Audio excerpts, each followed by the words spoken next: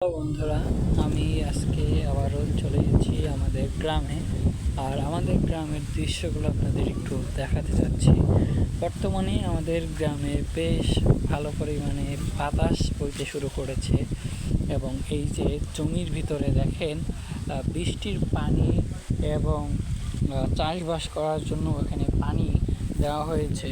তো দেখেন এইখানে যে পানিগুলো রয়েছে সেই পানিগুলো কীরকম ঢেউ খেলে যাচ্ছে।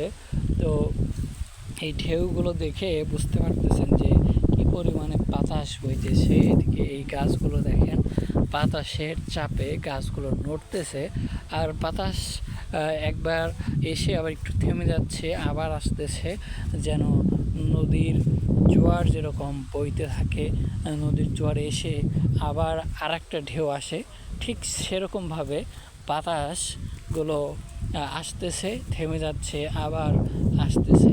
তো এরকমভাবেই চলতেছে। আর এদিকে আকাশটা দেখেন, আকাশের যেন মেঘগুলো তুলোর মতো উড়ে উড়ে ভেসে বেড়াচ্ছে সারাটি আকাশ জুড়ে। এ যেন কি বলে, শরতের আকাশ যেরকম তুলোয় ঢাকা থাকে। তো আমার কাছে মনে হচ্ছে যেন এখন বর্ষাকাল শেষ হয়ে শরৎকাল চলে এসেছে।